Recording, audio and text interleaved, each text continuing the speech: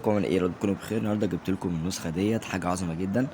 كمل معايا عشان تعرف ميزه النسخه واقول لك ايه اضافاتها. اول حاجه عندك هنا في الضغط ديت اللي هو الزرار دوت، زي ما انت شايف بيجيب لك اضافات جامده جدا مهمه جدا وحلوه جدا. عندك الخصوصيه وشاشه الرئيسيه وشاشه المحادثه، جميع مواقع السوشيال ميديا تقدر تدخل عليها من جوه النسخه. تمام. عندك بندات فك حظر، الحاجات دي شغاله مليون في الميه، انا فاكك فيها ارقام يدوب في 24 ساعة بس بيفك الرقم، باندات كتير. تمام. عندك مؤثرات 3D، تمام، بتختار له اللي انت عايزه، وتختار كمان اللي هو المساحة من فوق لتحت ويمين وشمال، وتعالى ويشتغل معاك من بره زي ما انت شايف كده. فعلت معايا اهو. تمام. حاجة عظمة جدا. بين كاميرا المميزات عندك موسيقى وكتابة وجيمز، وعندك اعدادات. عندك هنا ساقط المية وساقط جذور، هنا ساقط نجوم ورعد وكشاف وديسكو لايت وتكسير الشاشة. تمام. يعني زي ما انت شايف مذاكرة. طب ازاي بقى نحط السيم؟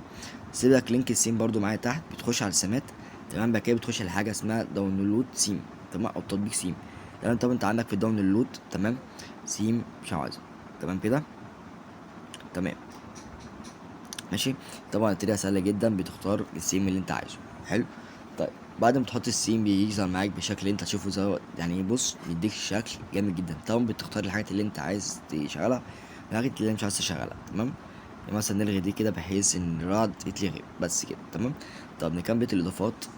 تمام. نخلي بس النسخة عربي عشان برضو تفهم معايا كل حاجة بوضوح. تمام. طيب دلوقتي انا خليت النسخة تبقى معايا بالعربي. تمام. لو انت عايز تخفي الزرار دوت مثلا مضايقك ولا حاجة، بتخش على الاضافات. تمام. بعد كده بتخش على الشاشة الرئيسية، هتلاقي حاجة اسمها اخفاء اضافات المتميزة اهي. تمام. عندك دي قطع النت ورسالة بسرعة. تمام. تمام كده. تمام. النسخة عندك اللي انت عندك فيها ترجمة، انت ممكن تخلي الترجمة الافتراضية دي تخليها عربي على طول، بحيث ما تيجي تترجم اي حاجة تتحول معاك لعربي على طول. تمام. طب عندك هنا زي عدد تحويل 250 شخص. تمام.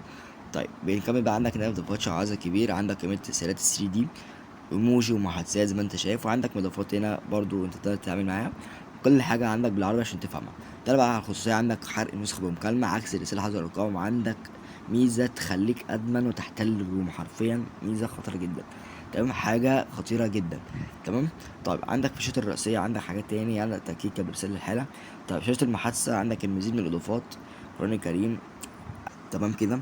عندك في التحديثات انا مخلي لك النسخه ما فيهاش حاجه اسمها تحديث، مش هيجي لك حاجه اسمها ابديت. النسخه تفضل شغاله معاك لحد ما انا هنزل الابديت بتاعه. تمام. بحيث النسخه تبقى يعتبر متمدده لوحدها كده. طيب بالنسبه للفيروزات، النسخه عندك مش هتبقى متاثر تماما بالفيروزات.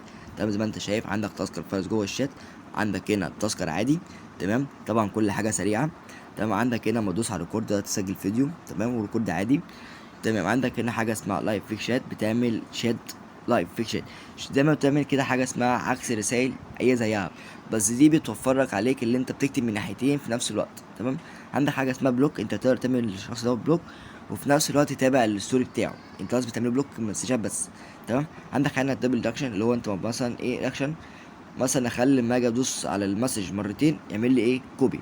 انت الاول ما كنت تيجي تعمل تدوس على مرتين بيجي لك لايك، لا لو انت عملت خطوتين كده يتعمل معاك كوبي. تمام.